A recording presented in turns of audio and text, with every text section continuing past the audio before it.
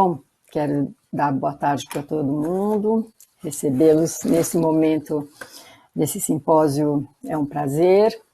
Como disse a Silvana, eu sou editora da Revista Brasileira de Psicanálise, e quero até aproveitar a oportunidade, agradecer o convite, né, porque a revista ela tem uma função bastante importante, né, na difusão do conhecimento, da produção dos nossos analistas e também de receber o que tem sido produzido em outros territórios. Eu queria apresentar a Rosine Perelberg. Ela é analista de data, presidente da Sociedade Britânica de Psicanálise, membro da Sociedade de Paris, professor visitante da University College em Londres. Eu gostaria que a Rosine, se ela pudesse, falasse um pouquinho dela, porque no próprio trabalho que ela vai apresentar tem uma questão das línguas, que é interessante que a gente possa entrar um pouco. O José Martins Canelas, analista de data da SBPSP, psiquiatra pela Universidade de Paris, na França, e é um colega que, de fato, tem um trabalho intelectual próprio. Então, também é um prazer que esteja presente aqui e possa contribuir com esse diálogo entre territórios diferentes também, né? Então, eu vou começar convidando então a Rosine, que ela pudesse falar sobre o trabalho dela, depois a gente passa para o Canelas. Nós temos um problema com o tempo, eu vou estar numa função meio chata, vamos dizer assim, que é de mantê-los no enquadre, de no máximo 15 a 20 minutos para cada um apresentar os seus trabalhos. Então, por favor. Obrigada, Marina. Eu queria, em primeiro lugar, agradecer a Bernardo Tanij, a Silvana Areia, por esse convite para participar dessa Bienal com vocês em São Paulo. Eu fico com muita pena de não estar presente e rever grandes amigos e família em São Paulo, mas eu fico muito impressionada com todo esse esforço que vocês fizeram para manter essa Bienal. Eu queria agradecer também a Nilde Parada Franchi pela linda tradução que ela fez do meu trabalho, do inglês. Eu fico com uma pena especial de não estar aí, porque teria sido também a ocasião do lançamento do meu livro Pai Assassinado, Pai Morto, que vai ser publicado pela editora Blura, traduzido pela Cláudia Stasinski. Então, essa ocasião não vai acontecer, apesar de que o livro vai sair até o fim do ano. E para mim é sempre uma emoção muito grande quando os meus trabalhos são traduzidos para o português. Como você falou, eu estava pensando, ouvindo as introduções, que, na realidade, o meu trabalho podia ser chamado A Babel do Inconsciente, porque a questão das línguas é tão importante, né? Uma analista brasileira em Londres, agora presidente da Britânica, numa análise em francês, em que existe um ato falho em inglês, que não era a língua da análise. Então, eu começo com uma citação da Colette, no livro dela, In My Mother's House. Ela diz: "Linda, minha mãe me chamava, e joia de puro ouro. Então ela me deixava ir, olhando para a sua criação, sua obra-prima, como ela dizia, ficando cada vez menor conforme eu corria pela encosta." Uma jovem e atraente mulher, Madeleine, procurou-me há alguns anos em razão de episódios de profunda depressão que a deixavam incapacitada e impossibilitada de agir. Por algum tempo, ficara também paralisada em seu trabalho como escultora. Ela não tinha ideia a que isso estava ligado. Sentia-se como se estivesse desaparecendo ou desintegrando, um sentimento de nada, de vazio. Às vezes se sentia suicida, outras vezes sentia como se já estivesse morta. Foi um tanto difícil conciliar essas informações com a jovem sorridente, alta e delgada que entrou no meu consultório. Seus longos cabelos loiros flutuavam, emoldurando um rosto bonito, vivaz, com grandes e inteligentes olhos verdes. Ela exalava uma sensualidade que estava lá, aparentemente visível para ser apreciada. E, no entanto, eu vivenciava uma sensação de ausência, como se ela não estivesse completamente ali. Levou alguns anos até eu compreender o componente de vergonha oculto nesta apresentação sensual. No primeiro ano de análise, falou sobre a experiência de proximidade com a mãe quando era menina, descrevendo sua voz, seu riso, sua pele, suas roupas, maquiagem e perfumes. Frequentemente, as duas dormiam na mesma cama quando o pai viajava a negócios. Mãos dadas, elas passavam horas falando dos vários aspectos de sua vida em comum. A casa em que moravam tinha um imenso jardim, e Madeleine se lembrava de ficar sentada com sua mãe numa cadeira de balanço dupla durante longas tardes de verão, quando o odor das flores enchia o ar e elas não percebiam a passagem do tempo. O pai era descrito como ausente, presença silenciosa quando em casa, absorto em suas leituras e trabalho. Era percebido como gentil e carinhoso. Os irmãos, todos homens, eram bem mais velhos e assim, de alguma maneira, Madeleine vivera a experiência de ser filha única.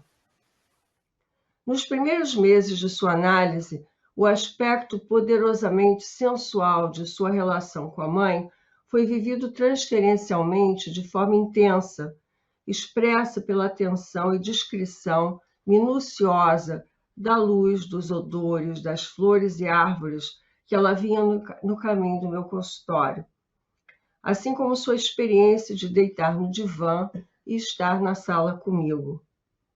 Nas sessões, produzia pensamentos, sonhos e associações. Madeleine respondia às minhas interpretações com novas associações e havia um sentimento de uma forte aliança e intenso trabalho. O modo como mergulhou em nosso trabalho tornou-se uma experiência viva da relação infantil, muito sedutora e erótica que tivera com sua mãe. Disse-me certa vez: cada sessão parece uma joia, algo mágico acontece. Nada dramático, mas você me surpreende com o que me diz, a maneira com que fala comigo. Em outra ocasião: às vezes eu gosto de deitar aqui em silêncio, absorvendo tudo o que há nesta sala. Parece-me muito tudo feminino. Entretanto, progressivamente, outro aspecto de sua mãe começou a emergir, uma figura poderosa e dominadora em sua vida que iria defini-la e dizer-lhe quem ela era. Talvez a relação entre elas tenha mudado com a aproximação da adolescência. Observei o quão relutante, mesmo assustada, Madeleine parecia ao me falar sobre essas experiências. Durante a infância de Madeleine, era sua mãe quem tomava decisões sobre seu cabelo, suas roupas e sobre o modo como deveria falar, especialmente quando havia visitantes em sua casa. Que nem a mãe da Colette, a Cidor. Madeleine parecia ter negociado os vários desafios da adolescência, é inteligente, ia bem na escola e entrou para uma boa universidade. Teve alguns namorados e sua primeira experiência sexual foi aos 18 anos. Desde então, teve 2 relações duradouras em que ela referia ter tido uma vida sexual suficientemente boa, mas sentia que não estava plenamente engajada com o sexo. Algo a impedia de estar totalmente lá.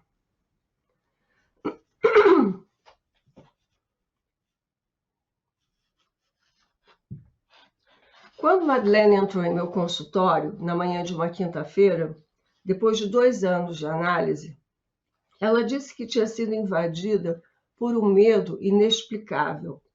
Senti um mau pressentimento, uma relutância ao entrar em minha sala, ao mesmo tempo que comentava sobre o perfume vindo do jardim, do perfume dos jasmins de meu jardim. Imersa na observação dos altos arbustos em volta de flores brancas, ela teve uma sensação física de pânico e o desejo de ir embora. No momento em que cruzou a soleira da porta do meu consultório, pensou que estava entrando em No Man's Land. Tradução literal em português é uma terra sem homens.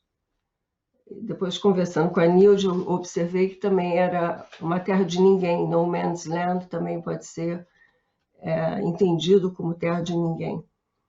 Essa expressão foi dita em inglês, embora conversávamos em francês. Nas semanas anteriores, ela tinha usado bastante tempo para falar sobre seu relacionamento com o irmão mais velho. Esse irmão idealizado, um artista renomado, tinha aparecido nas sessões anteriores como cruel, ofensivo, frequentemente humilhando-a ou zombando dela. Essa situação surgiu quando ela me contava, pela primeira vez, sobre as palavras cruéis que ele costumava usar para se dirigir a ela na sua infância. Quando entrou na adolescência e a relação com sua mãe ficou mais complicada, ela encontrava consolo na relação com esse irmão. Madeleine sentiu minha colocação sobre a agressividade dele para com ela como uma revelação. Então, isso tinha acontecido nas sessões anteriores. Então, naquela quinta-feira, quando ela falou de sua ideia de estar entrando em a No Man's Land, perguntei se isso seria consequência de sessões em que foi descobrindo progressivamente a crueldade do irmão. Ela ficaria agora comigo em um mundo apenas de mulheres, em uma terra sem homens. Ela disse que meu comentário a fez pensar nas Amazonas, uma tribo de mulheres ferozes e violentas que não precisavam de homens. Era constituída somente por mulheres. Comentei que isto me parecia pertinente, já que ela sabia que sou brasileira e, portanto, uma amazona. Madeleine ficou perplexa, pois conscientemente não tinha feito essa ligação. Chorando, disse que tinha medo de se tornar uma mulher que desprezasse os homens. A seguir, falou sobre o fato de que entre seu grupo de amigos havia uma tendência de não se convidar para festas ou jantares as mulheres solteiras, pois atualmente eram todos casais. Mulheres solteiras tornaram-se algo perigoso, disse ela. Assinalei que eu me tornara um perigo na análise. O medo era que eu a quisesse toda para mim e meu divã em um mundo sem homens. Madeleine comenta que era exatamente a experiência que tivera com sua mãe. Quando entrou na adolescência, a mãe passou a criticá-la muito, o modo como se vestia, como olhava, como penteava seus cabelos. Após um silêncio, Madeleine continua. Nas 2 últimas semanas, não tenho tido vontade de vir. É como se eu tivesse perdido a confiança em você. É uma recusa específica de confiar em você, de colocar-me em suas mãos. Tenho sentido realmente a experiência de perigo. No entanto, fui feliz por algum tempo. As sessões costumam deixar em mim um sentimento de leveza, felicidade e liberdade. Recentemente, tudo mudou. Talvez, de fato, possa ser a relutância de falar sobre a minha relação com meu irmão. Disse que ela teve experiência de estar comigo nessa terra sem homens, e isso a deixou muito angustiada. Ela chora, houve um silêncio durante o qual eu sinto que ela se acalma, e era o fim da sessão. Passaram-se 2 anos de análise antes que a relação ambivalente de Madeleine com sua mãe fosse revelada no contexto da transferência. O aspecto específico que me levou a escrever sobre Madeleine foi o caminho pelo qual o material inconsciente chegou à sessão e a transferência. A expressão terra sem homens veio à sua mente quando ela chegou à soleira da porta de meu consultório, primeiramente através do odor dos jasmins e arbustos, caminho sensorial que possibilitou a repetição de uma experiência do passado, no aqui e agora, da situação transferencial. O perfume das flores e a descrição dos altos arbustos deram origem à fantasia de um mundo fálico, que se refere ao domínio pré-edípico, contendo a presença esmagadora de uma poderosa imago materna. Assim, a língua estrangeira, não usual nesta análise, permitiu que o negativo daquilo que até então estava mais na superfície, a transferência negativa, fizesse sua entrada no consultório. A Terra Sem Homens apareceu no cruzamento entre passado e presente, uma experiência do infantil não totalmente compreendida e mobilizadora de angústia, fez seu caminho après coup para o aqui e agora da transferência. A língua estrangeira que rompeu na sessão era o indicador da angústia. Em O Inquietante, Freud procurou a tradução da palavra uncanny em várias línguas. Não familiar, familiar, estranho, misterioso, sinistro, repugnante, surpreendente, fantasmagórico, assustador. Ao procurar o significado do termo em outras línguas, estaria Freud tentando dominar a estrangeiridade do inquietante? Lembro-me de vários momentos em que Freud, em seu trabalho, apela para outra língua diferente daquela na qual está escrevendo. No caso Dora, ele diz «J'appelle un chat», quando se referia aos genitais de Dora. Em sua carta Fliss, de 1897, quando reporta o episódio que vira sua mãe nua, ele se refere a ela como matrem e a sua nudez como nudum. Palavras em latim, talvez expressando uma tentativa de mitigar seus desejos incestuosos.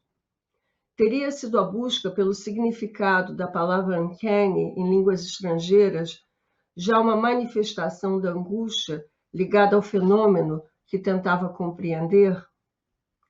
Freud entendia que o inquietante é a recorrência da mesma coisa. Ele examinou Heimler em relação ao corpo materno. Todo indivíduo atravessou os genitais de sua mãe. Como podemos lidar com esse começo incestuoso?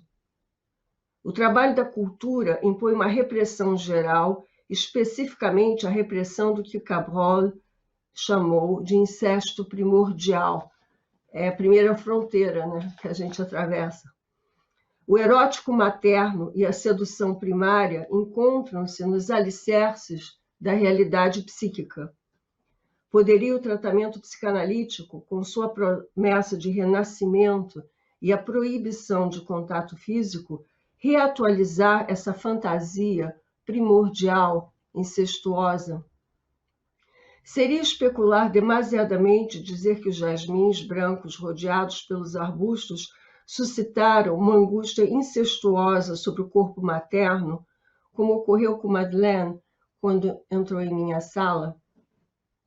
Foram necessários alguns anos mais de análise antes que Madeleine pudesse falar, muito hesitantemente, sobre um comentário feito por sua mãe a ela quando tinha 9 ou 10 anos. Madeleine não se lembrava exatamente de suas palavras, mas era um comentário sobre sua vagina. Ela não entendera o que a mãe queria dizer, mas esse comentário ficou com ela. Desde então, Madeleine frequentemente tem examinado sua vagina para identificar o que está de errado com ela. Teria esse comentário de sua mãe sido vivenciado como se ela tivesse tomado posse da vagina de Madeleine, impedindo-a de estar disponível para alguém mais? Seria uma mensagem consciente sobre a vagina ser, por definição, uma aberração, uma ferida, uma castração? Essa experiência de uma terra sem homens, no man's land, seria uma marca da mère version, como a transformação da perversão. Em português, a versão mãe não faz muito sentido, né? Não tem o poder como tem em francês, segundo o Kristeva, né? A mère version. Nesta análise, o sexual e o melancólico estão entrelaçados sem nenhuma cronologia. São entretecidos em uma estrutura complexa. Estamos nos referindo aos processos de transformações, ampliações, fixações, regressões, intricações e desintricações das pulsões libidinais. Eu acho que o Canelas vai ampliar bastante isso na apresentação dele, teoricamente. Essa perspectiva enfatiza os movimentos do aparelho psíquico que desafiam qualquer linearidade. Muito obrigada.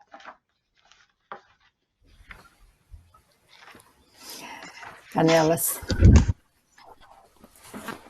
Bom, boa noite. Gostaria inicialmente aí de agradecer a todos que estão presentes, a diretoria científica, liderada pela Silvana Reia, pela equipe excelente que ajuda ela, para conseguir organizar esse simpósio.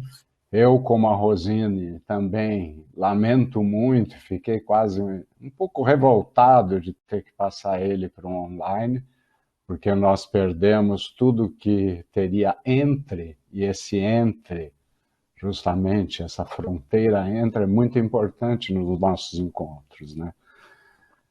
Bom, eu acho que todo mundo recebeu o meu texto, que é diferente, apesar de próximo da Rosine. Aliás, queria agradecer o texto dela, porque eu acho que vai facilitar aqui o que eu vou falar hoje, porque eu não tendo um caso específico para apresentar, não podendo apresentar, foi muito bom ela trazer esse magnífico caso clínico, onde eu me sinto assim muito próximo de todas as questões que ela coloca em todo o desenrolar aí desse processo analítico.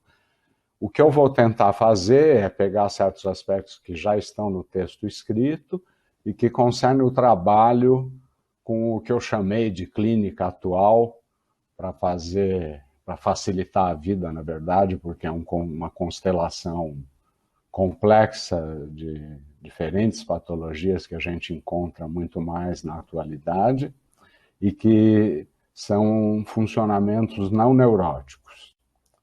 E eu vou tentar, então, falar desse trabalho com esse tipo de paciente e contrapondo, dando alguns exemplos também do caso da Madeleine, que eu acho que pode ser interessante para a nossa discussão depois. Bom, então, no trabalho com esses pacientes da clínica atual, o papel da contratransferência é essencial. Vocês me diriam, bom, a contratransferência é sempre essencial.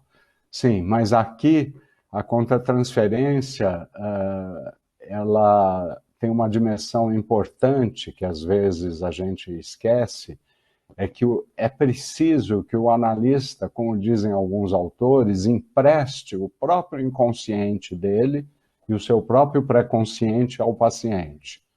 Por quê? Porque frequentemente são pacientes, não é tanto o caso da Madeleine, em que o trabalho de representação necessita desse inconsciente do outro para poder se efetuar. Outro aspecto que também a gente vai ter que lidar nesse tipo de clínica é a questão da distância psíquica. O analista está sempre tateando entre o risco de poder ser muito intrusivo ou muito o objeto que abandona. O analista vai estar, principalmente numa clínica mais grave que o que a Rosine descreveu, num trabalho árduo contra o trabalho de desligamento das pulsões e desligamento em geral, né, dos traços minêmicos que ele vai ter que reconstruir. E isso é importante, aí um conceito que foi trazido pelo André Green, mas já bastante discutido, que é o conceito do enquadre interno do analista. não o enquadro enquanto a matriz fixa do enquadro, mas o enquadro interno do analista, que é essa possibilidade de jogo com a capacidade de ligação, com a capacidade sonhadora do analista, capacidade essa que vai trabalhar sempre numa zona de fronteira, né, onde nada está muito bem delimitado. Tem uma nota muito intrigante do Freud, de 38. Freud diz que pode ser que a espacialidade seja a extensão do espaço psíquico. Ele diz a psique é extensão.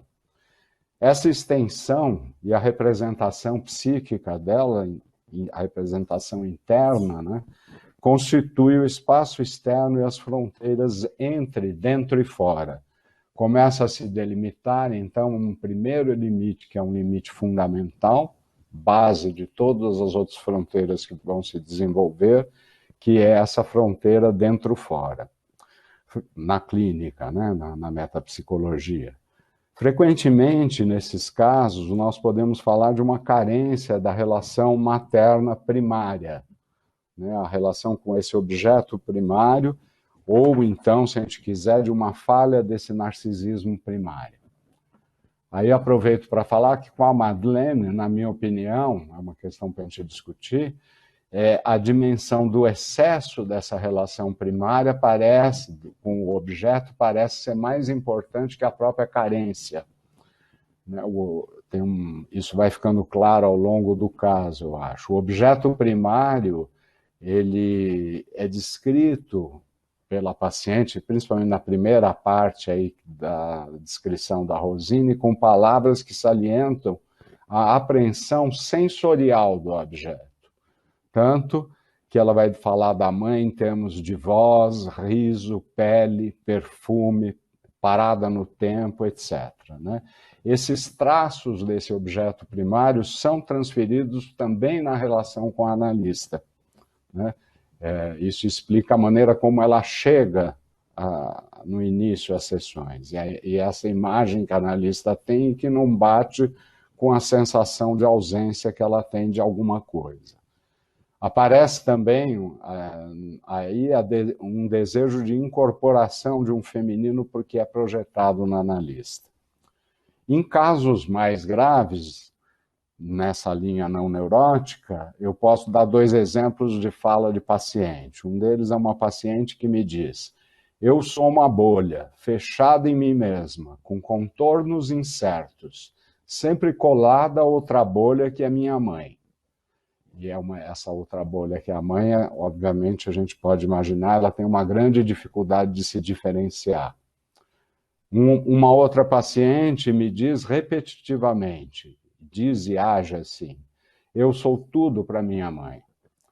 A Madeleine, ela está num primeiro momento submetida a esse narcisismo fálico da mãe, o que vai aparecer mais tarde na análise, né? E que a gente vê em todas essas descrições e toda essa primeira parte do tratamento. Isso tudo vai colocar uma questão que com esses casos é muito importante, que é a questão dessa identificação com esse objeto primário. Eu não estou falando em identificação primária, porque é um conceito mais, na minha opinião, mais complexo. Estou falando de uma identificação com esse objeto primário, quer dizer, os primórdios da identificação com o objeto, que, nesses casos, muitas vezes está em primeiro plano, né? É aquilo que o Freud diz: não podendo ter o objeto, vou ser o objeto. Não podendo tê-lo, vou ser-lo. Né? Nessa clínica atual, da qual eu estou comentando, o trabalho de representação psíquica e a própria representação do psíquico fica extremamente bloqueada ou dificultada. Essa é uma luta, muitas vezes, do analista para poder criar condições de representação para o paciente. E o sentimento frequente do analista nesses casos é de um discurso de um paciente que tem uma fala desafetada, ou lisa, ou escorregadia, ou extremamente repetitiva. Enfim, de uma fala que não permite a sensação de uma subjetivação. Voltando para o caso da Madeleine, Tá vendo, Rosine, como você me ajudou para minha fala hoje, porque eu estou aqui dialogando aí com o seu caso. No início, é muito interessante esse sentimento de ausência. Ausência do quê? Né? Ela parece tão presente e sensual, né? Mas a Rosine diz que se sentia ausente diante dessa apresentação. Me veio a palavra do Freud, a Darstellung, que o Freud usa para diferenciar de representação. Havia ali uma apresentação dela.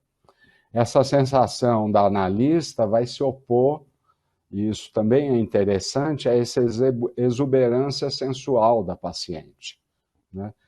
E aí tem todo um terreno para a gente discutir.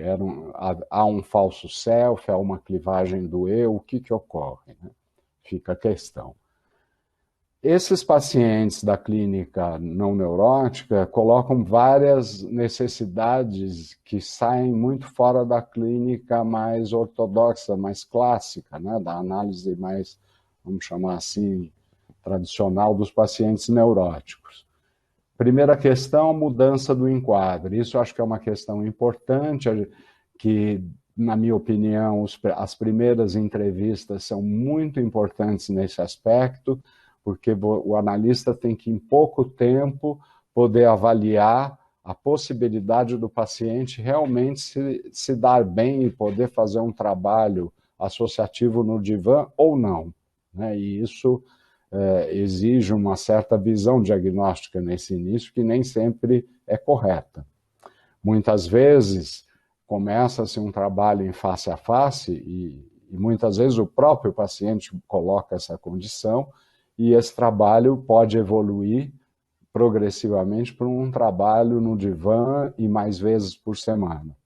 Então, todas essas questões de mudança do enquadro, de ataque do enquadro, estão muito presentes nessas análises. Outro aspecto que está muito presente é a necessidade, muitas vezes, que a gente se encontra de apelar para a realidade e a percepção, e de intervir, muitas vezes, enquanto uma pessoa, o que não é a posição analítica, né? E lidar com isso, muitas vezes, também não é fácil, principalmente no trabalho em face a face, eu acho. Enfim, o analista tenta construir um processo de interpretação por meio de um espaço transicional, na minha opinião, que deve ser criado entre o par.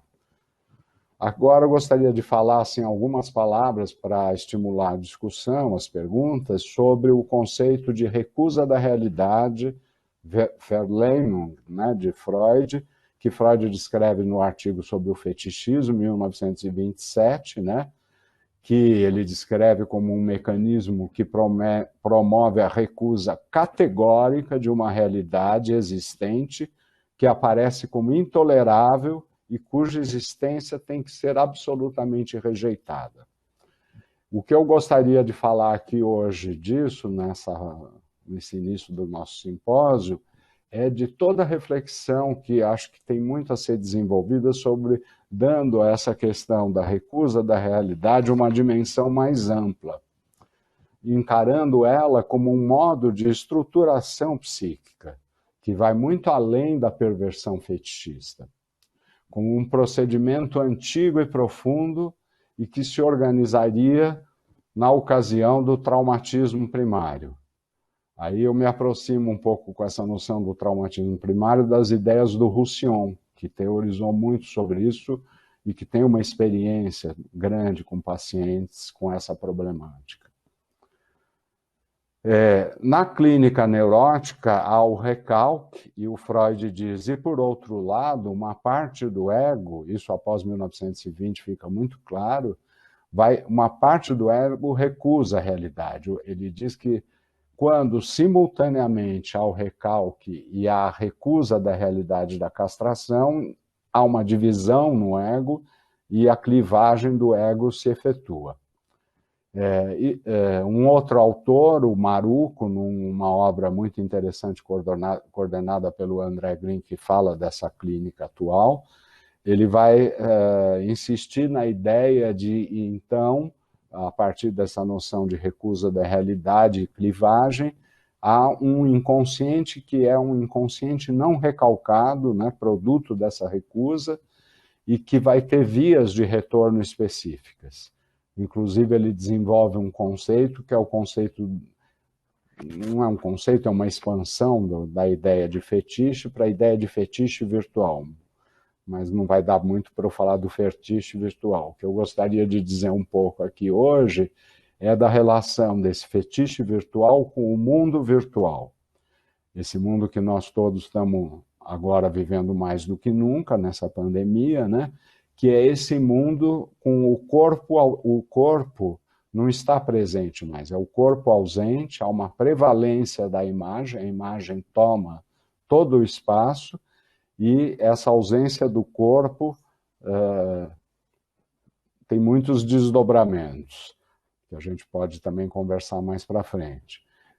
Eu penso, é uma hipótese, né, que as tecnologias do mundo virtual, esse enorme desenvolvimento tecnológico dos últimos 20 anos, favoreceram esse mecanismo da recusa da realidade, devido ao aspecto, desenvolvendo muito o aspecto do imediatismo, da prevalência da imagem, da instantaneidade, né, da relação facilmente fetichista que pode se estabelecer com os aparelhos da tecnologia.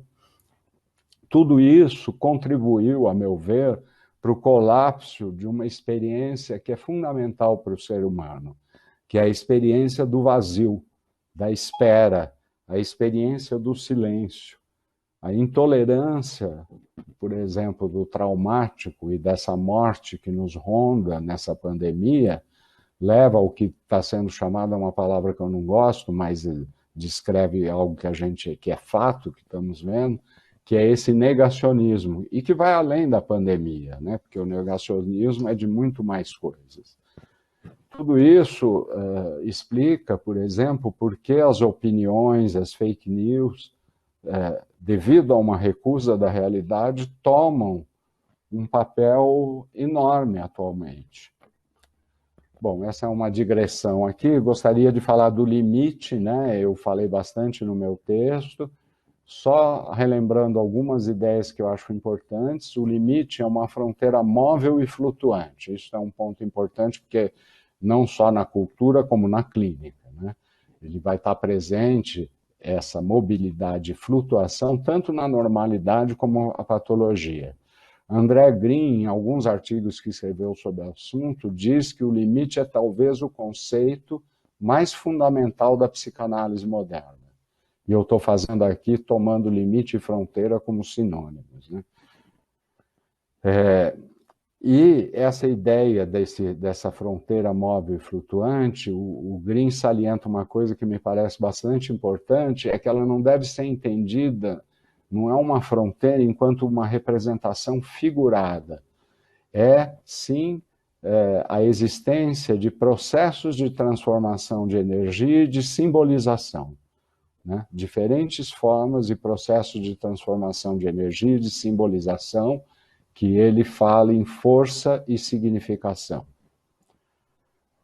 Isso também vai dar um outro aspecto que o Green coloca, que me parece fundamental, que é que para o campo psíquico, o que é fundamental é o representar, num sentido mais amplo possível, né? Num sentido de um modo plural e heterogêneo de representação, o que torna o campo psíquico, por princípio, heterogêneo. Representantes, representações de palavras, de afetos, gestos, atos, estados corporais e talvez outras formas de representação. Na clivagem, que é uma consequência da recusa da realidade, os elementos ligados foram atacados, destruídos. É diferente da clínica neurótica, do recalque, onde os elementos não são destruídos, eles tornam-se inconscientes, as fantasias inconscientes. Isso vai levar a clínica desses pacientes com uma predominância desses mecanismos de clivagem e recusa da realidade a um intenso trabalho de construção imaginativa do analista. O analista vai precisar reconstruir o que foram ligações atacadas, destruídas, no processo de clivagem. Um outro aspecto também dessa clínica é a questão do eu, né? Freud demorou um tempo para realmente se convencer de que boa parte do eu era inconsciente, e isso muda todo um aspecto da metapsicologia, na medida em que, e os analistas mais recentes vão mostrar uma variabilidade dessas fronteiras, desses limites do eu, tanto na patologia como nos neuróticos normais, né?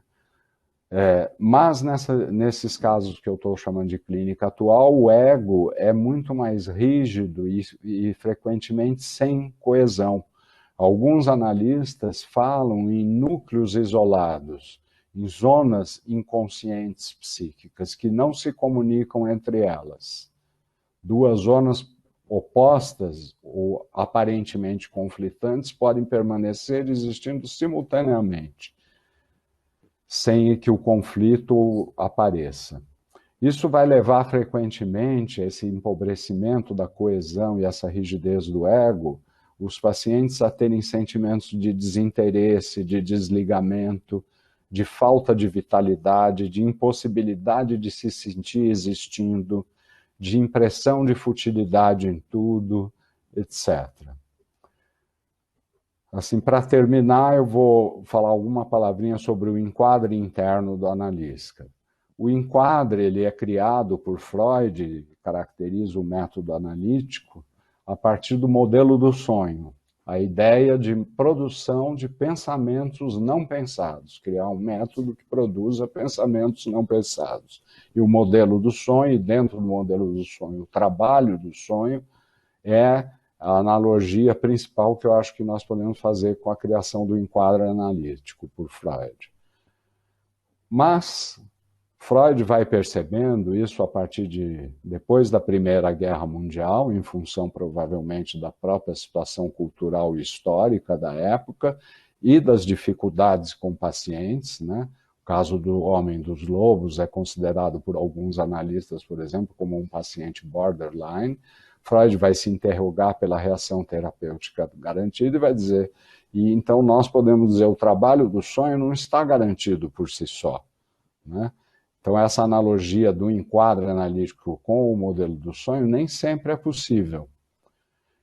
E nesses casos dessa clínica neurótica, vai ficar em primeiro plano para o analista, na minha opinião, os momentos de regressão do próprio analista e o compartilhamento de vivências do analista. O Green comenta sentir e vivenciar antes de compreender. É fundamental.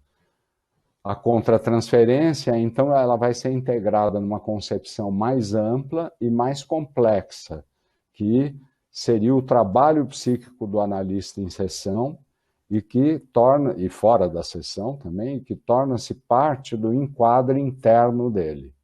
A posição do analista passa a ser múltipla e variável. Citando o Green, nem pai edípico, nem mãe continente. O analista deve jogar, brincar, movimentar-se diante dos cenários que se desenrolam no campo analítico. Trata-se, aqui já não é citando o Green, da construção de um ambiente psíquico singular em que o pré-consciente e inconsciente do analista vão desempenhar um papel de espaço transicional. E só para falar, vamos dizer, do extremo mais grave e dos limites da analisabilidade de certos pacientes, eu vou terminar citando um pequeno trecho do Samuel Beckett. Samuel Beckett diz: talvez seja isso que sinto, que há um fora e um dentro e eu no meio. Talvez seja isso que eu seja, a coisa que divide o mundo em dois, de um lado fora, do outro dentro. Pode ser fino como uma lâmina. Eu não estou nem de um lado nem do outro. Estou no meio.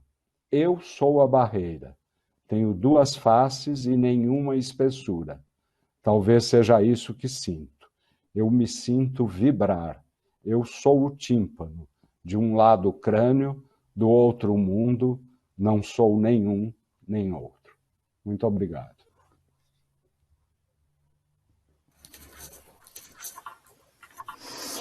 Bom, nós temos, já começaram a aparecer algumas perguntas, mas eu queria dar a possibilidade da Rosine comentar também, né, que a gente possa ter aí um diálogo entre os autores e a gente sempre pensando que o eixo clínico, né, no momento, é essa ideia da clínica em movimento.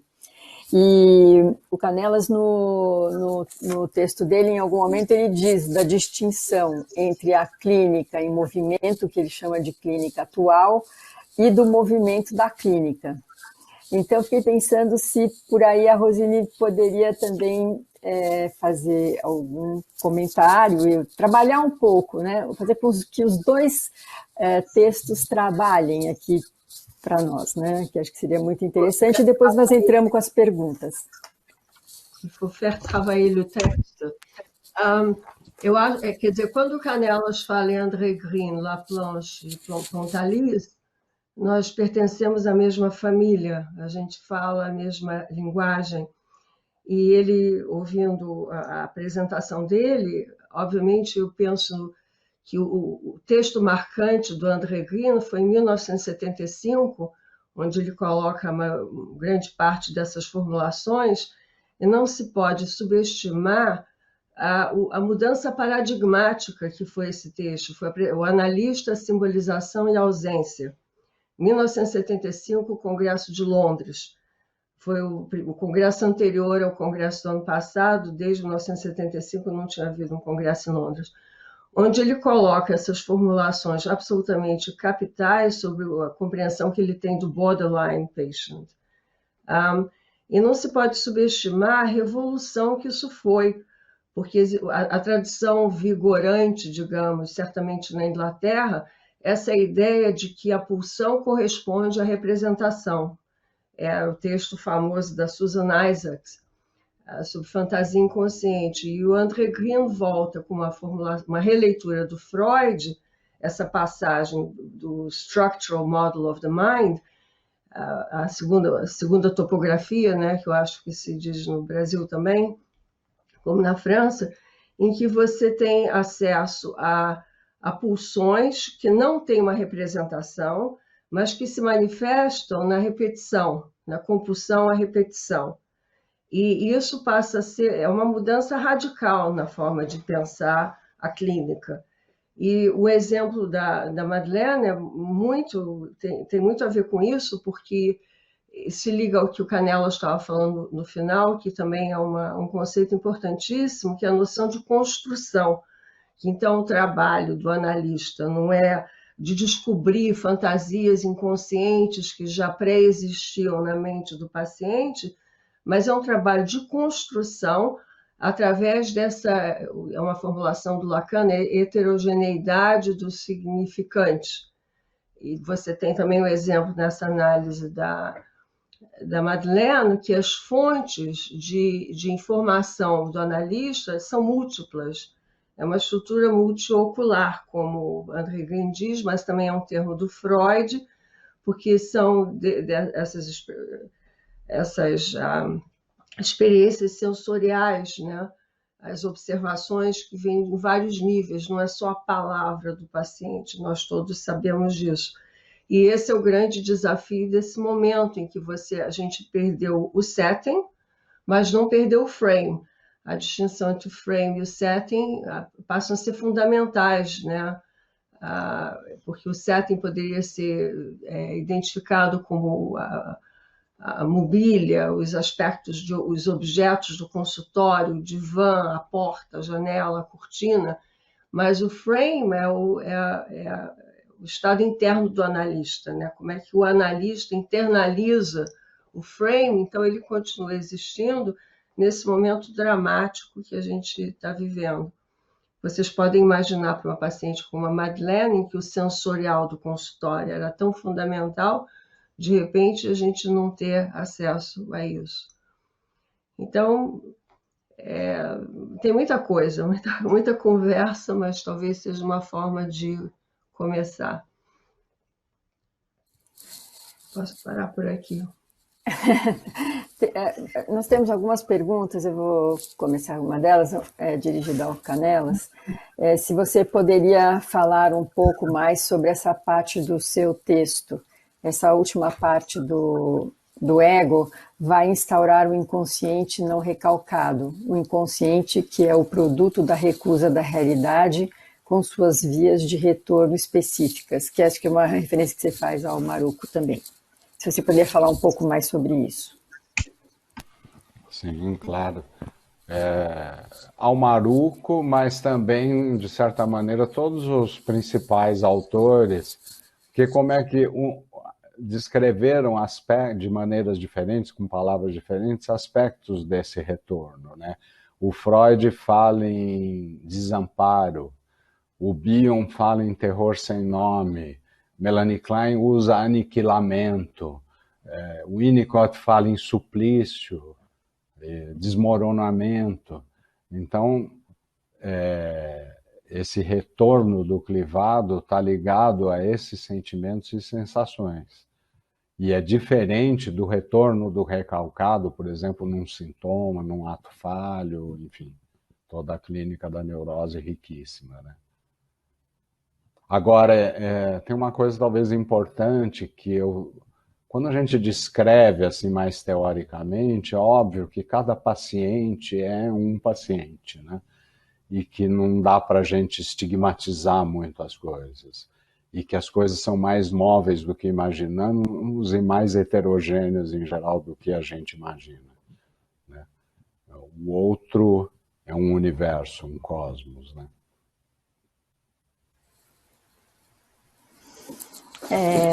Rosine, você quer fazer algum comentário? Eu gosto Acrescentar? Daqui a pouco.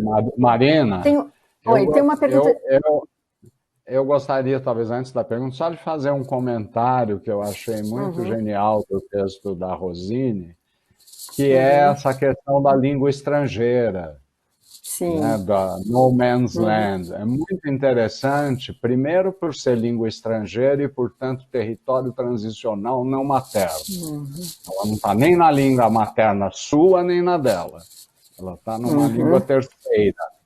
A partir desse momento, tem a possibilidade, você falou na sua exposição, das interpretações que vem aí, que é muito, parece que é um momento que abre essa possibilidade. Isso é muito interessante, a gente vê em outros casos, às vezes. Eu me lembro de pacientes que tinham uma língua materna, mas dominavam outra e queriam fazer a análise na outra língua, e não na língua materna. Então, eu acho que tem a ver com essa questão da linguagem poder ser esse terreno transicional, né? É muito interessante isso que ocorreu, e você logo captou, e a passagem dessa sensorialidade para uma dimensão muito mais representativa, e o aparecimento do terceiro, da transferência negativa, tudo que você descreveu. Então, é uma sessão que você deu um zoom assim, e ficou muito interessante no caso. Assim. Bom, vamos para as perguntas. Vamos para as perguntas. Bom, tem uma outra pergunta que é dirigida à Rosine, que gostaria de saber, no caso apresentado sobre a Madeleine, a relação com o pai assassinado, com o pai morto. Essa problemática está presente nesse caso? É bastante pertinente, quer dizer, no texto que eu escrevi e fui encurtando, né? Eu sabia desde o início da sua apresentação curta, é muito importante, né? Porque a mãe, né, na configuração, a configuração que você tem é de fato uma mãe super presente, intrusiva, mas interessante que o Canelas tinha falado da paciente que falou das duas bolhas. Eu acho que no caso da Madeleine era uma bolha só, né? Ou pelo menos a ilusão de uma bolha só na infância, que não permitia a separação. Não sei se vocês leram In My Mother's House, da Colette, ou as cartas da Siddou, como ela chamava para a filha, que são muito impressionantes. Me lembrei imediatamente dessa correspondência, porque era um exemplo marcante disso, né? Que a mãe se apossou da filha, a filha era uma extensão dela. Os trabalhos da Stella Weldon que dizem que a perversão da mulher é usar os filhos, né, como extensão de si própria. E o pai ausente. O pai era um homem muito importante, que viajava muito, uma figura pública conhecida, então não estava nunca em casa. O casal, os irmãos tinham saído de casa, então o casal era mãe e filha.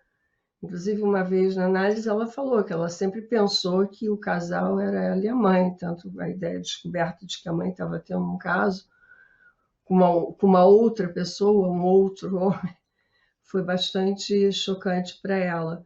Então, é uma configuração do pai assassinado. Uhum. O pai não está presente na cena primitiva. A cena primitiva é ela e a mãe, né? Eu queria fazer só um comentário rápido que me chamou a atenção no teu texto também, né, Rosine, que acho que o Canelas falou em algum momento da construção de um ambiente psíquico, né, quer dizer, também do pré-consciente do analista como esse espaço transicional, as duas coisas interagindo. E eu fiquei pensando, quando eu li o seu texto, e achei interessante a citação também das correspondências do Freud, né, com o Stefan Zweig, que era exatamente também a sua ponte com o Brasil, né, pensando que foi uma pessoa que também morou no Brasil, como essas coisas todas vão aparecendo, né, exatamente na parte interna do analista, né, onde ele faz as associações dele, onde ele produz também, né, e pode aparecer na escrita também. Tem uma pergunta.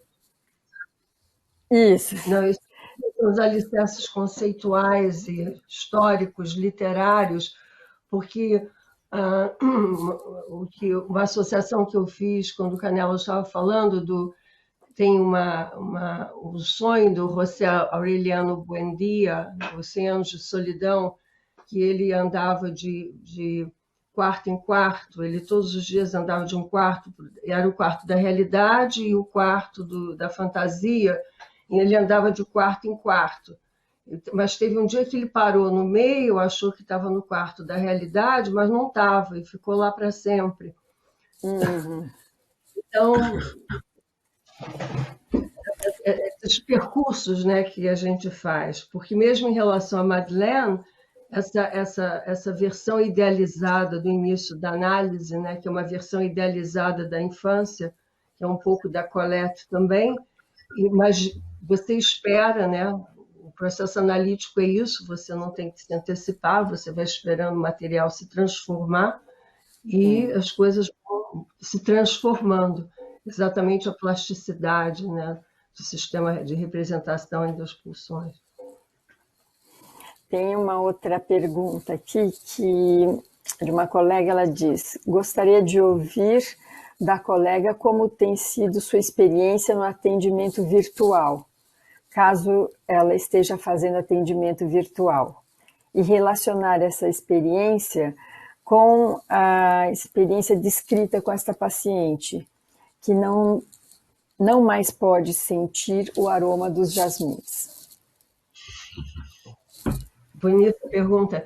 Na realidade, eu estou me convidando para falar no University College London em dezembro, e eu estou escrevendo sobre ela, a continuação, porque no início eu uso o telefone, eu não uso Zoom, eu uso o telefone com todos os meus pacientes. Eu uso o Zoom para a supervisão, mas na minha experiência, eu acho que o telefone permite mais o imaginário, para mim, pelo menos, o imaginário do analista. Eu posso sentar na minha cadeira, como eu sempre sento, com os meus pacientes e falo com eles no telefone. E todos aceitaram isso. Então, ela no telefone, e no início um desespero imenso, mas o interessante é que ela descreveu, tem uma sessão muito marcante em que ela descreveu a saudade que ela sentia do caminho de vir para o meu consultório. Então, por exemplo, no mês de maio, ela falou, porque a gente parou, eu parei de atender face a face desde março, no dia 12 de março. Eu suspendi as sessões face a face, passei a usar o telefone. Então, ela, no mês de maio, começou a falar que eu imagino as cerejeiras devem estar em plena flor, a caminho do seu consultório, eu imagino a árvore em frente. Então, ela começou a imaginar vindo ao meu consultório, que eu imagino que se a gente tivesse assim, seria mais difícil esse trabalho de imaginação, né? E ela ficou muito tempo sem conseguir trabalhar, ela é escultora, e em julho aconteceu uma coisa extraordinária que eu ainda estou escrevendo a respeito do que ela... Eu posso antecipar para vocês, mas no mês de julho ela estava esculpindo, se fala? Esculpindo? Sim. Sim. E dessa pedra, ela estava esculpindo em pedra macia e surgiu a imagem de uma mulher. Assim, apareceu da pedra. Então, é a sessão em que isso aconteceu. Quer dizer, estamos todos nós batalhando, né? Eu tenho uma pergunta de vou até dizer do Márcio de Freitas Giovanetti, e ele diz assim: vocês não acham que nós, psicanalistas, ficamos praticamente restritos hoje à nossa bibliografia específica, impede o movimento, a inquietação originária do pensamento freudiano? Se nós ficarmos praticamente restritos hoje à nossa bibliografia específica, impede o movimento, a inquietação originária do pensamento freudiano? Eu não entendo muito bem a pergunta, porque como o Freud era importantíssimo ler, né? Uma pessoa que lia muito literatura, antropologia, enfim. Eu acho que os analistas continuam essa tradição. Eu tenho a impressão que os analistas, em geral, leem muito. Eu gosto muito de literatura, eu gosto também muito de história de detetive. Eu sempre li literatura hispano-americana por causa da minha mãe, professora de literatura hispano-americana da UFRJ. Leio muito sobre judaísmo e antissemitismo, tradição do meu pai, que foi lutador na guerra na França, Maquis. Então, talvez eu não tenha entendido bem a pergunta, mas eu acho que o mundo da literatura é fundamental o tempo todo. Imagino que elas também. Não, concordo totalmente. Basta ver o quanto o Freud se refere à literatura, à filosofia, mais à literatura até, né? E aos clássicos, né? As grandes obras. Eu não sei bem se o Márcio era isso que ele queria falar, mas eu acho que é verdade. A gente tem que estar sempre lendo e pensando a cultura, né? Porque eu acho que aí tem um aspecto que vai ser mais o outro eixo do simpósio, que é que a psicanálise pode ter uma escuta sobre uma série de coisas que ocorrem na cultura, na sociedade, muito interessante. Tem uma contribuição a dar, né? O Bernardo falou, né, que vocês passaram a ficar presentes nos museus, nos cinemas. A gente tem isso também na Inglaterra, esse diálogo constante com o cinema também é muito importante para a gente. Sim. Mas talvez a gente não tenha entendido a pergunta. Talvez não tenha sido claro, mas ele tem chance ainda de retomar aqui. Eu vou trazer duas outras perguntas da mesma pessoa, uma para cada um de vocês. Que é do Júlio Geller. Ele pergunta para a Rosine: a ideia de terra sem homens seria um retorno do recalcado? Ou é reconstrução do paranalítico a partir de derivados de marcas inscritas no período pré-verbal? Portanto, elementos do inconsciente não recalcado? Longa pergunta, fica difícil, né? Quer que eu repita, Rosine? Não sei se eu vou entender melhor repetindo, mas posso associar a pergunta. Sim. interessante, né? Não, a Terra sem homens. Eu acho que a forma como eu entendi foi a palavra em inglês é crossroads, né? Crossroads entre passado e presente, obviamente, entre sonho e atuação. Se a gente pegar todas as fronteiras de que o Canella estava falando, que o Henri Green também se refere, né? Splitting, porque eu acho que tem muito splitting, né? Quando você pensa no início da análise, o que aconteceu depois, existe ali um profundo splitting, uma rejeição da realidade, por exemplo, a rejeição da presença do pai na cena primitiva, né? Então, existe aí um elemento que eu acho que faz parte do imaginário perverso da mãe, né? Porque isso é uma coisa transmitida pela mãe. Então, é um crossroads. Então, a pergunta é interessante porque eu acho que talvez seja tudo isso que ele está perguntando, mesmo que eu não seja exatamente tudo que ele está perguntando. Seria uma forma de pensar. Canelas, você poderia esclarecer a diferença entre recusa da realidade e forclusão, esta última como defesa na psicose?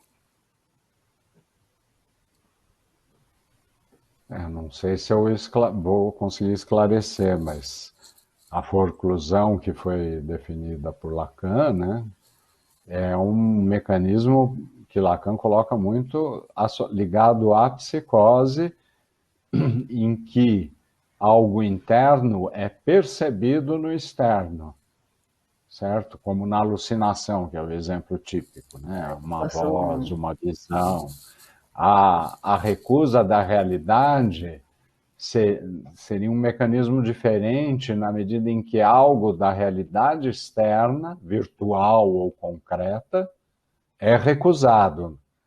Quer dizer, aí tem uma frase até que o Otávio Manoni falava, mas é em francês, em português perde um pouco, que ele dizia je sais bien, mais quand même. Quer dizer, eu sei bem que é isso, mas pode ser diferente, né? A gente dá um jeitinho.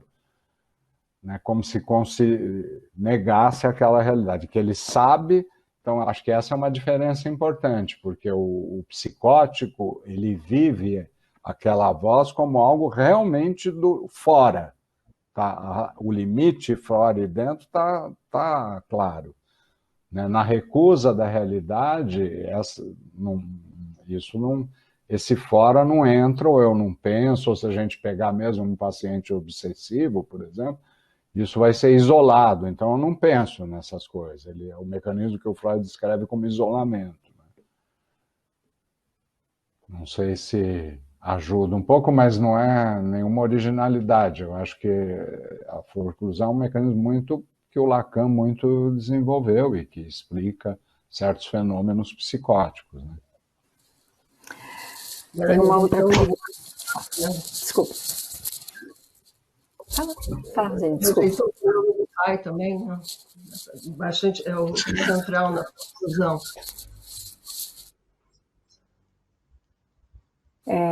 Tem uma pergunta, eu estou tentando ir um pouco mais rápido aqui para contemplar as perguntas, né? Gostei muito das duas falas e me fez pensar que aos 2 anos a criança fica mais independente de sua mãe, ficando mais teimoso, a idade da teimosia. Eu pensei se aos 2 anos de análise não houve um medo muito grande de Madeleine ser ela mesma e repetir os conflitos de independência com a mãe, mas agora com Rosine, de quem ela gosta muito. Caso belíssimo, faz pensar e refletir. Bem pensada a questão dos 2 anos, eu não tinha pensado nisso. É muito interessante. Obrigada. Tem uma outra que acho que agora a gente pode incluir para ambos, que é do Paulo Duarte. Ele diz: no início da análise é descrito a reprodução com a analista de encantamento como houve com a mãe e com invasões na identidade da paciente. Protegeu-se recorrendo ao irmão, quando o traz a análise, poderia estar mostrando mobilização para tratar desta angústia? Acho que tem um erro aqui na digitação. Quando o traz a análise, poderia estar mostrando mobilização para tratar desta angústia? Quer dizer, quando ela traz o irmão para a análise. Porque é interessante, porque mais ou menos 2 semanas antes dela começar a falar do irmão, ela achou que estava bem e queria terminar a análise. E ficou muito silenciosa e tal, aí achou que as coisas estavam resolvidas, ela estava bem e tal, queria terminar. Eu senti, porque a gente sabe, né, que as coisas aparecem depois, né? E eu fui muito clara e achei que não estava na hora, que eu achava que aquilo era alguma coisa que ela não queria falar a respeito. E, de fato, 2 semanas depois, ela começou a falar sobre o irmão. Então, eu estava super atenta. Então, por isso que o No Man's Land caiu como... Foi precioso, né? Mas, então, é isso. Ela, na realidade, tinha havido uma resistência para falar sobre o irmão. Tanta resistência que ela queria terminar antes. E aí, mas aí era toda a transferência negativa. Porque outra coisa que a gente talvez não frisou muito nesse comportamento do texto é o aspecto melancólico, né? O void, a ausência. E é interessante porque poder-se-ia pensar na síndrome of the Dead Mother, da mãe morta, do André Green, com uma mãe aparentemente tão presente, né? Mas na realidade extremamente ausente em termos de reconhecimento. Tem uma nota pé de página que eu falo do estado do espelho do Lacan, né? Você está aí, é você. Não existiu isso por parte da mãe, né? Essa aí é você, né? Quando o neném se olha no espelho, a mãe diz: está aí, esse neném é você, olha aí você. Então ela não teve, eu acho que não teve essa experiência com a mãe, né? Mas ela teve um medo de entrar nessa fase que a gente entrou, que foi uma fase muito difícil. Eu acho, Rosine, vou falar sobre uma coisa. Eu acho que ela estava muito nessa identificação primária mesmo com a mãe. Só a partir daí que ocorre essa mudança. Sem dúvida, o irmão também faz pensar na cena primária, porque é uma cena violenta, ela descreve um irmão violento e tal, e compõe, não sei, uma hipótese, né? Algo de uma cena primária possível, de um terceiro, de uma cena primária.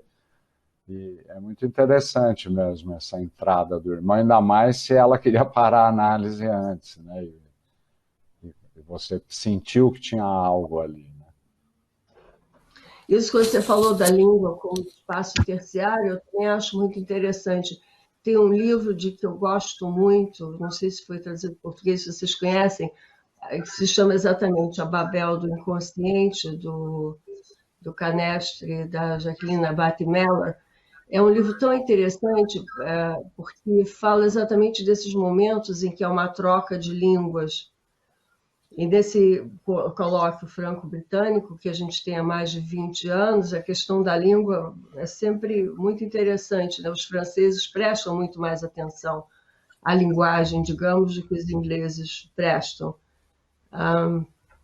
Então, você na Inglaterra tem uma população bastante heterogênea, diversa. Eu me lembro, por exemplo, de uma paciente chinesa que eu tinha, e ela tinha nascido na China, a língua materna era chinês. Quando ela queria me mostrar como era, ela sentia muito medo quando a mãe ficava zangada com ela, ela começava a gritar em chinês na sessão. Eu não entendo chinês, mas eu entendia a raiva, né, o medo que ela sentia, aqueles gritos em chinês. Então, quer dizer, não teria como me comunicar aquele momento entre ela e a mãe sem que ela falasse chinês, né? Então, o que é evocado, né, em termos de língua numa sessão é muito interessante, importante, né? Uhum. Bom, eu tenho algumas perguntas que elas não são... É meio difícil de condensá-las aqui, porque elas não são... Cada um vai para uma linha, mas eu vou incluir, tá? Uma que pergunta como vocês pensam o papel da psicanálise pós-pandemia?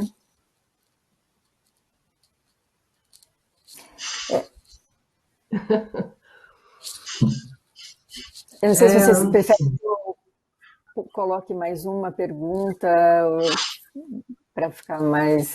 mas elas são bem diferentes, então não sei se vocês preferem responder essa. Muito aberta. Eu sei que na Alemanha, durante algum período, ninguém suspendeu atendimento em consultório, mas agora a gente está sabendo que o número está aumentando de infecções. Na França, as pessoas começaram e depois pararam novamente, a gente agora tem de novo um aumento de infecções. Uma coisa que é muito importante... Cadê o Canelas? Ele sumiu. Eu gosto de ver vocês dois, não parece que eu estou falando só de... É estranho mesmo.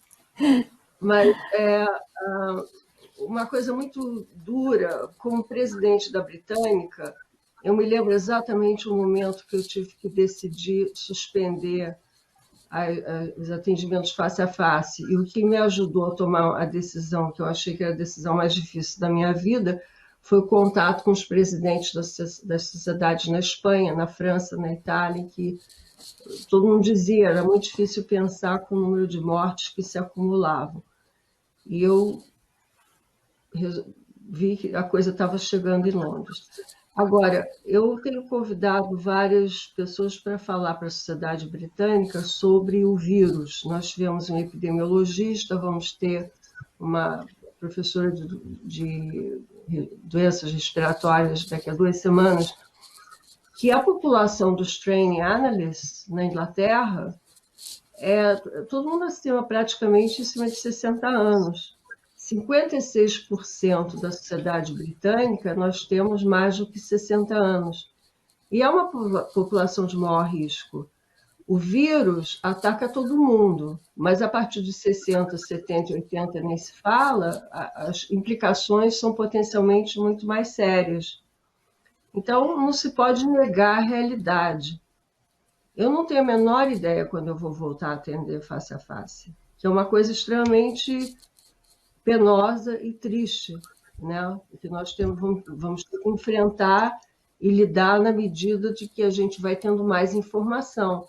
Mas, no momento, o consultório é uma casa verde. Como é que se diz? Greenhouse. É de cultivo, lugar das flores, é um lugar de cultivo do vírus. Exato. Você quer comentar alguma coisa, Canela? Não, eu acho que a pergunta é impossível, né? Eu concordo com a Rosine. É uma situação muito complicada. Eu acho que para, pelo menos, as pessoas mais velhas ou de risco, é difícil imaginar. Não sei, acho que no Brasil tem uma coisa que é muito ruim, que a gente está numa curva que nem sobe nem desce, mas é alta. E continua, e não parece que baixa. Então, não dá nem muito para imaginar. E eu tenho pacientes que estão começando a falar, mas quando você vai voltar? Porque também tem toda uma péssima coordenação de tudo isso aqui. Bom, acho que a Rosine acompanha. E com essa bagunça, tem gente que está voltando como se fosse normal. Aí o paciente fala, mas está tudo voltando, vamos voltar. E realmente nós, analistas, vamos passar aí por uma difícil travessia. Mas eu acho que a gente vai voltar, mas talvez demore um pouco e a gente tem que ter paciência, né? Eu assim penso espero. Eu também. Pensando em um ano com a vacina, porque eu acho que existe um certo otimismo, essa vacina de Oxford, por exemplo, conversando com pessoas que têm um aspecto otimista em relação à vacina, porque senão você também passa pela onipotência, pela negação da realidade, e também porque você tem uma obrigação ética. Se um paciente traz o vírus, você tem que informar todos os teus pacientes, então tem a coisa da confidencialidade, tem que suspender, coloca todo mundo em perigo. São questões muito sérias, né? Muito complicado. Agora tem também, talvez, as consequências, não é? O que a gente pode pensar até tecnicamente a partir dessa experiência na qual todos nós fomos submetidos praticamente, não é? Isso é um evento, né, importante talvez também de ser pesquisado, o que muda na gente, o que muda no paciente, o que muda mesmo a ideia do enquadro interno, mas, né, houveram mudanças, né, e o quanto a gente vai conseguir considerar isso, né, para ser pensado para dentro da própria psicanálise, ou se a gente também vai fazer um afastamento. Isso existiu por um tempo e vamos negar esta realidade, fica de fora porque a psicanálise continua como sempre foi. Eu acho que o acontecimento traumático é um trauma que a gente vai ter que continuar elaborando, mas no momento a gente continua vivendo esse trauma. A gente vê que existe uma intensificação do contato através dos Zooms, os webinars, né, que a IPA está promovendo. A gente também está fazendo esse encontro dessa forma, mas talvez só après coup, né, retrospectivamente, a gente vai pensar melhor, porque no momento estamos todos traumatizados. É toda uma vida de trabalho. Nós vamos precisar de tempo para poder entender tudo isso e mesmo as peculiaridades desse atendimento online. Sim. Essa sensorialidade, a sensualidade, eu imaginei a sua paciente chegando e como é que é online, né? Tem toda uma dimensão que é difícil.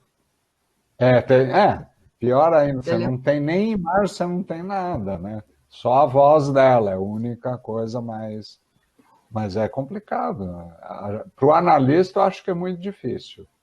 Porque para o paciente é difícil, mas para nós é difícil porque nós perdemos uns canais de comunicação no presencial é muito importante.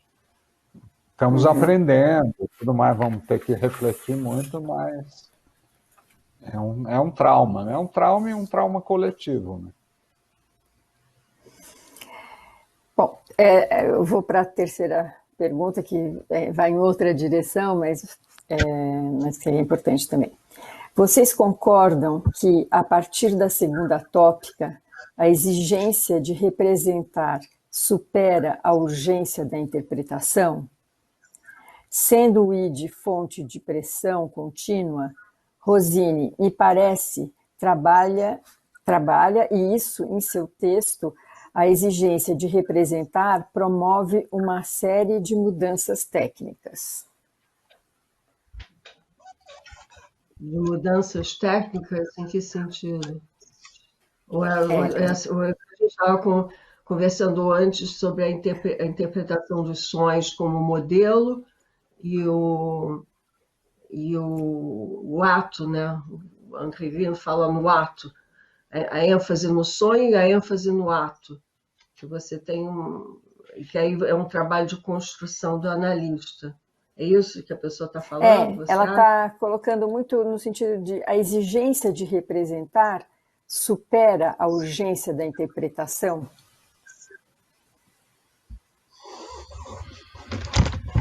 Falar uma coisinha.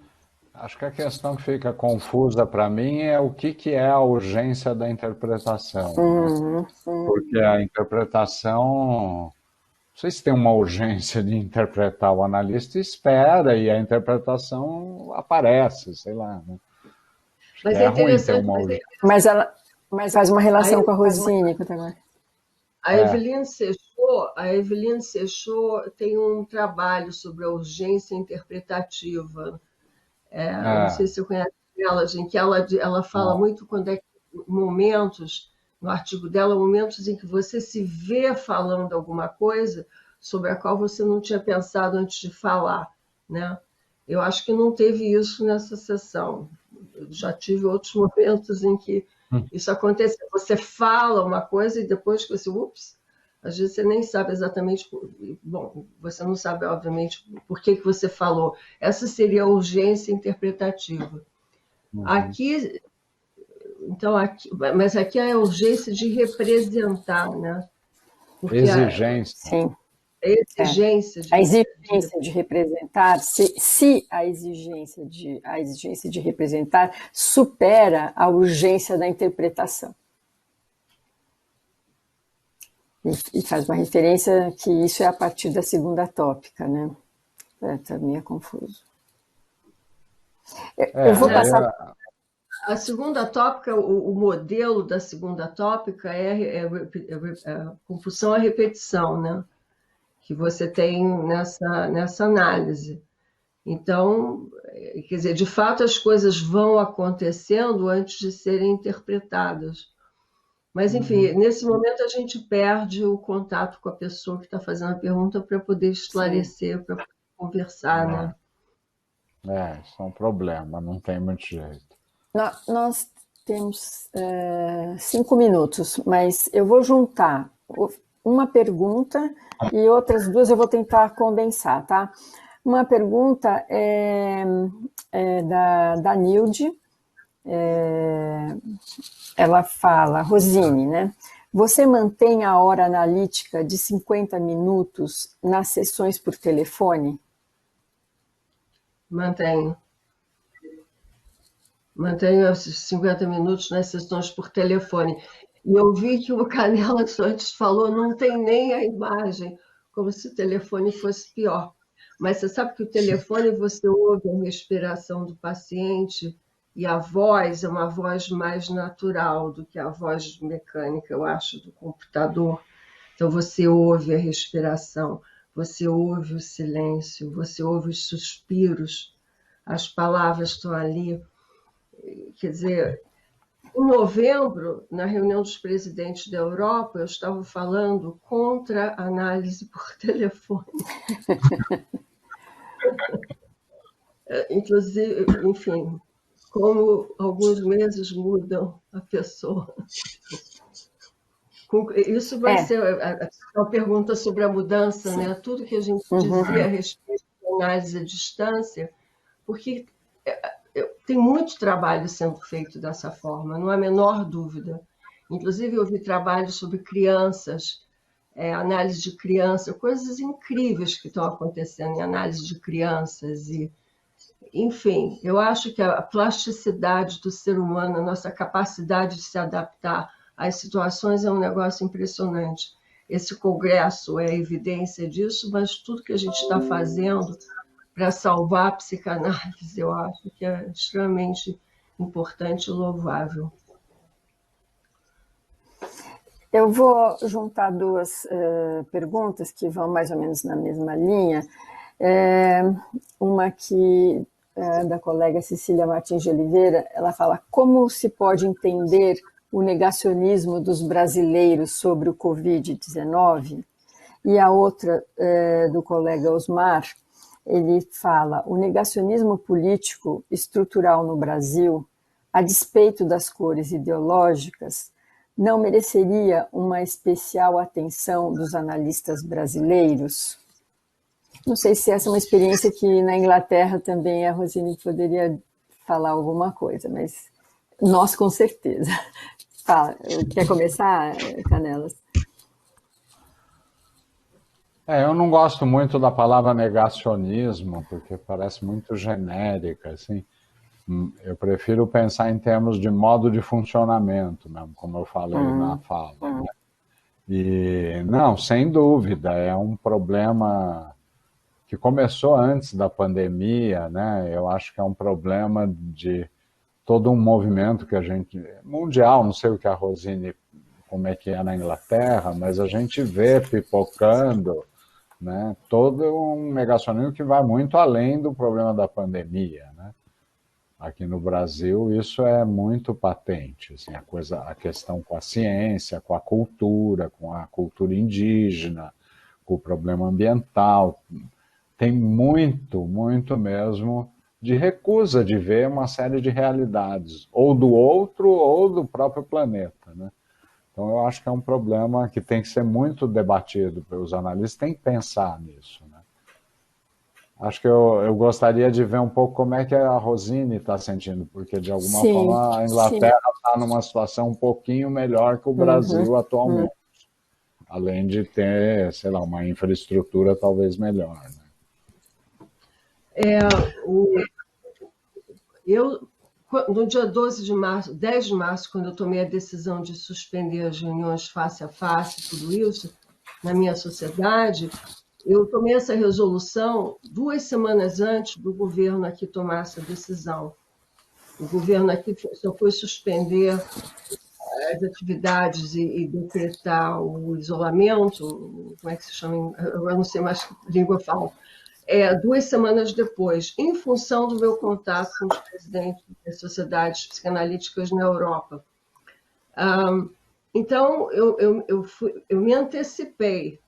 Então, eu acho que teve uma questão de liderança, e você ter uma liderança no processo é muito importante, assumir as responsabilidades que a gente pode assumir. E eu acho que, quando a coisa foi decretada aqui do isolamento, não chegou. Foi muito importante. Eu acho que a população inglesa, em geral, respeitou as decisões, o lockdown. A população respeitou, não foi nunca tão severo como na França. Na França, você tinha que apresentar papéis para sair de casa. Na Inglaterra, você tinha direito de sair para andar uma hora por dia. Você podia andar, ir ao parque, etc., uma hora por dia. E as pessoas basicamente fizeram isso e respeitaram. Mas mesmo aqui houve a crítica de que, se tivesse tido lockdown 2 semanas antes, teria se evitado metade do número de mortes. Então, eu acompanho todos os dias notícias do Brasil, às vezes eu nem entendo, porque é tão complicado o que está acontecendo, mas ter uma liderança é importantíssimo. E é uma questão ética, né? de responsabilidade social. E a gente pode atuar num mundo muito pequeno. O mundo que a gente atua é o mundo da psicanálise. Eu acho que a gente não pode hesitar em tomar liderança nesse mundo que a gente tem uma certa voz, né? Não tem voz total, mas tem uma certa voz. E é extremamente penoso o que está acontecendo no Brasil. Eu sinto dor, porque eu tenho, inclusive, amigos, família, e as notícias são muito difíceis, né, de elaborar. E qual é a luz no final do túnel, né?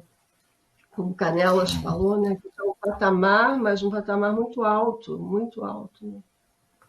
E quando o Gente, paciente perguntar quando é que vocês vão voltar, a gente não sabe, quando a situação melhorar. gente, infelizmente, nosso tempo acabou, até passamos um pouco, mas eu achei que foi bom, foi fluindo, eu não tive que ter uma função de ficar enquadrando. Então, eu queria agradecer muito a presença dos dois, de todo mundo que nós não estamos vendo, mas parece que é um número enorme de pessoas que entraram e que nos acompanharam. Então, também queria agradecer a equipe de suporte dos colegas, e inclusive de quem me ajudou aqui também a selecionar as equipes, que foi a Abigail, que a gente brinca que é a minha oculta, e lembrá-los que amanhã, às 9 horas, recomeça as outras atividades, e que foi um prazer estar com vocês, e acho que foi um bate-papo. Funcionou muito bem a interação entre vocês. Foi muito. Vocês querem falar uma última coisa? Eu queria também me despedir. Eu acho que nós conversamos bem, fluiu bem, deu para levantar questões, né? Dentro desse possível, eu acho que foi um bom encontro. Fico muito feliz de conversar com a Rosine. Agradeço muito o material que ela trouxe, muito precioso. E vamos continuando e refletindo, né, diante disso tudo tão difícil. Esperar que um dia a gente possa fazer em pessoa. Obrigado, Marina, pela tua coordenação, que foi ótimo, você facilitou muito a conversa também. Obrigada a Ótimo, todos. foi um prazer. Então, boa noite para todos agora, né? Já está escuro já. Tá, Então boa até a noite. próxima. Boa noite. Até. Boa noite. Até, obrigado para vocês. Tchau.